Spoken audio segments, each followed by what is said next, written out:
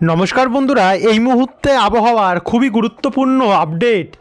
অবশেষে ব্যাপক হারে বাংলার ওপরে ঝড় বৃষ্টি ইতিমধ্যে লেটেস্ট আপডেট ঘটেছে আবহাওয়ায়, যার কারণে আগামী কয়েকদিন বাংলার বেশ কিছু জেলাতে ব্যাপক হারে ঝড় বৃষ্টির সম্ভাবনার কথা জানাচ্ছে নতুন উইন্ডির আপডেট। এবং একই সঙ্গে পশ্চিমী ঝঞ্ঝা আর ঘূর্ণাবর্তের দাপটে কিন্তু এবারে আরও জমেছে আবহাওয়া। তো চলুন আপনাদেরকে দেখাই কেমন থাকবে আগামী 10 দিন বাংলার আবহাওয়া, কোন কোন জেলায় কত মিলিমিটার অবধি বৃষ্টির সম্ভাবনা থাকছে, আমাদের বাংলায় কেমন আবহাওয়া থাকবে, ঠান্ডার কেমন তা পরিস্থিতি, অর্থাৎ কত তাপমাত্রা আর কমার চান্স রয়েছে। সম্পূর্ণ তথ্য জানতে হলে আমাদের ভিডিওটিকে আপনারা বন্ধুরা বিনা স্কিপ করে শুরু থেকে শেষ পর্যন্ত কিন্তু দেখতে থাকুন। ভিডিওটি কোন জেলা থেকে দেখছেন, আপনাদের জেলায় আজ আবহাওয়া পরিস্থিতি কেমন চলছে, নিচে আমাদেরকে কমেন্ট বক্সে কমেন্ট করে জানাতে ভুলবেন না। এবং ভিডিওটি ভালো লাগলে লাইক করে দিয়ে ভিডিওর নিচে লাল কালারের সাবস্ক্রাইব বাটন আছে, ওটাতে ক্লিক করে দিয়ে অবশ্যই পাশে ঘন্টি চিহ্নটা প্রেস করে রাখা ভুলবেন না। চলুন ভিডিওটিকে আমরা শুরু করি। তো সবার প্রথম আমরা আজকের এই মুহূর্তের যদি দেখা আমরা শুরু করি, এই মুহূর্তে কিন্তু আমাদের ভারতের কোনো উপকূলে কোনো বৃষ্টির সম্ভাবনা আমরা দেখতে পাচ্ছি যে আছে কি না, নেই আপাতত। কিন্তু এইদিকে পশ্চিমী ঝঞ্ঝার কারণে কিন্তু অসম দিকটাতে কিছুটা বৃষ্টির সম্ভাবনা থাকছে। এদিকে দার্জিলিং দিকটাতে, দার্জিলিং, ধোত্রি, শ্রীকলা, সোরেং এই সমস্ত সাইডে হালকা হালকা বৃষ্টির সম্ভাবনা আমরা দেখতে পাচ্ছি, যেহেতু এদিকে পশ্চিমী ঝঞ্ঝা প্রবেশ করেছে। একই সঙ্গে পাঠশালা হয়ে শিলং এই দিকগুলোতেও কিন্তু কিছুটা বৃষ্টির সম্ভাবনা আমরা দেখতে পাচ্ছি আজ উত্তর দিকের সাইডগুলোতে হতে পারে। তবে আমরা একটু জুম আউট করব, জুম আউট করে আমরা এবার দেখে নেব যে সবার প্রথমে ঘূর্ণাবর্তের কী কন্ডিশন থাকছে।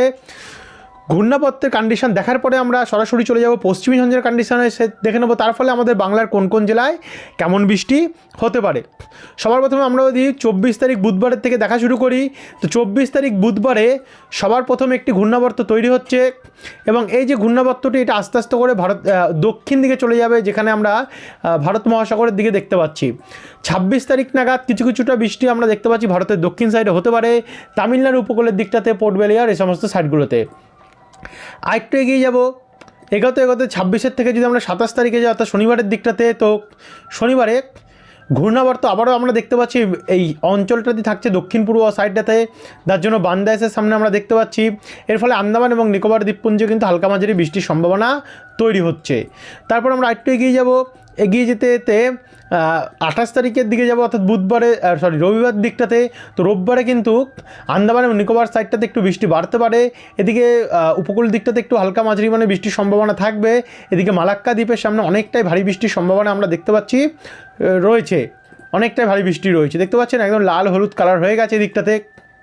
তারপর আমরা যদি আরেকটু এগিয়ে যাই, একটু এগিয়ে গেলে 28 তারিখের পর সোমবার 29 তারিখের দিকে যদি যাই, তো 29 তারিখের দিকে মধ্য বঙ্গোপসাগরে ঘূর্ণাবর্তের অবস্থানটা থাকবে। তো আস্তে আস্তে করে এটি পশ্চিম দিক বরাবর বাঁক নেবে। পশ্চিম দিক বরাবর বাঁক নেওয়ার কারণে 30 তারিখ নাগাদ দেখতে পাচ্ছেন অনেকটা বড় এরিয়া নিয়ে ঘূর্ণাবর্ত থাকবে। 31 তারিখের মধ্যে কিন্তু আমাদের ভারতের দক্ষিণ পূর্ব সাইডে বৃষ্টি হবে, তন্দি, নাগাবাত্তিয়াম এই সমস্ত সাইডগুলোতে ভারী বৃষ্টির সম্ভাবনা আমরা দেখতে পাচ্ছি। তবে আমাদের বাংলাতেও বৃষ্টি আছে, একটু ধৈর্য ধরে দেখতে থাকুন। আমরা সমস্ত আপডেট কিন্তু আপনাদের কাছে আমরা তুলে ধরবো যে কোথায় কোথায় বৃষ্টি আছে কি না আছে। এদিকে 31 তারিখ নাগাদ এর ফলে কিন্তু আমরা অনেকটাই বৃষ্টি দেখতে পাবো। দেখুন এখানে কোল্লাম এই সমস্ত সাইডগুলোতে, পাদুচেরি, তাঞ্জাবির।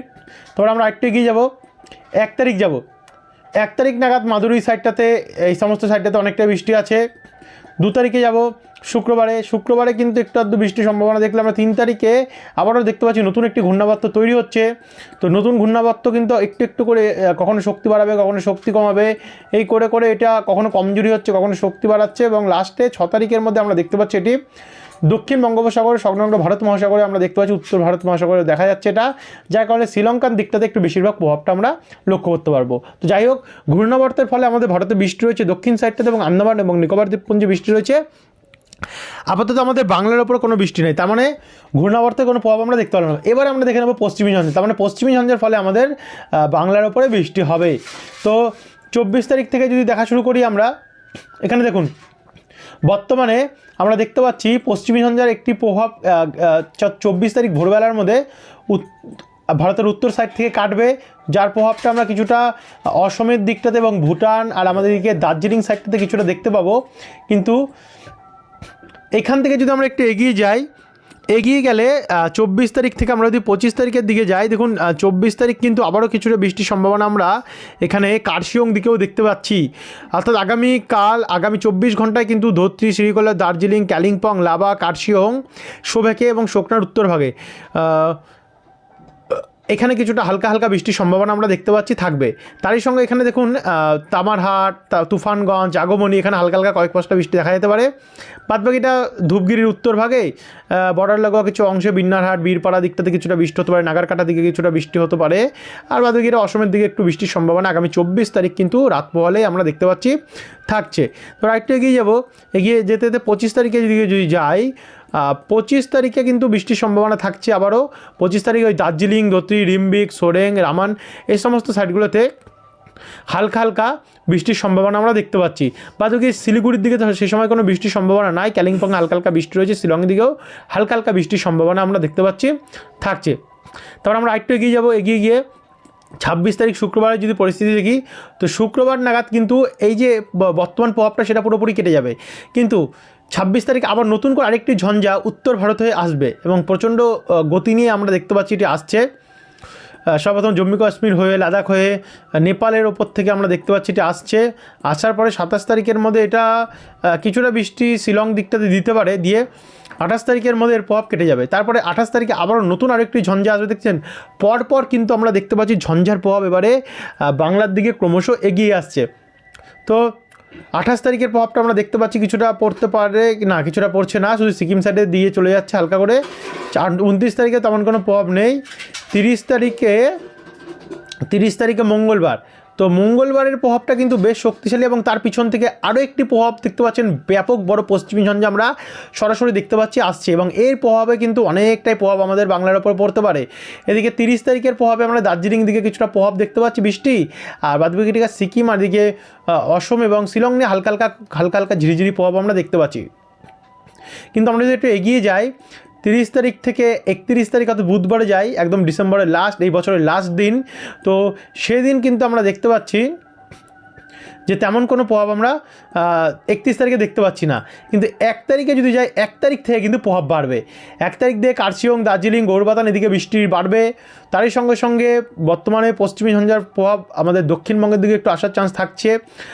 এদিকে 1 তারিখ আবার বিকেল 5টা নাগাদ দেখুন শিলিগুড়ি, তারপর হচ্ছে কার্শিয়ং, এখানে রামসাই, বীরপাড়া, ধূপগিরি, ফালাকাটা, জলপাইগুড়ি, রাজগঞ্জ, সোনারপুর, আলিপুরদুয়ার, এদিকে অসমের গোয়ালপাড়া, পাঠশালা, এই দিকগুলিতে কিন্তু আমরা দেখতে পাচ্ছি থাকছে বৃষ্টির সম্ভাবনা রয়েছে। এদিকে ভুটান, নেপালের দিকে ব্যাপক হারে বৃষ্টির সম্ভাবনা আমরা কোথাও তুষারপাতের সম্ভাবনা আমরা দেখতে পাচ্ছি।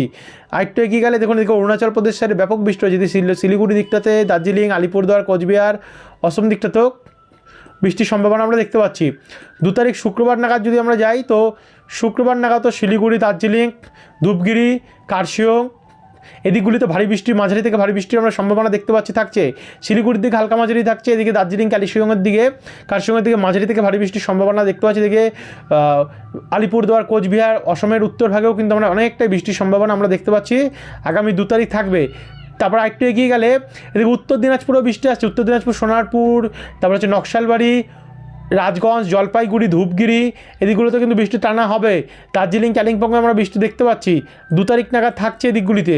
তারপরে আস্তে আস্তে করে দেখুন উত্তরবঙ্গের জেলাগুলিতে বৃষ্টি বাড়বে। যাই হোক, লম্বা টাইম যাওয়ার পর আমাদের পশ্চিমী ঝঞ্ঝা আমাদের বাংলার উপর সরাসরি এবারে প্রবেশ করছে। 4 তারিখের কন্ডিশন যদি দেখি, 4 তারিখে হালকা হালকা বৃষ্টি সর্বপ্রথম সকালের দিকে থাকবে, বিকেলের দিকে একটু বাড়বে, দার্জিলিং, কালিম্পংয়ের দিকে একটু বৃষ্টি হতে পারে। 3 তারিখের দিকেও বৃষ্টি থাকছে দেখতে পাচ্ছেন, 5 তারিখের দিকেও বৃষ্টি থাকছে এবং 6 তারিখে যদি দেখি আমরা, তো 6 তারিখের দিকে আপাতত দেখতে পাচ্ছি একটু ক্লিনই থাকতে পারে।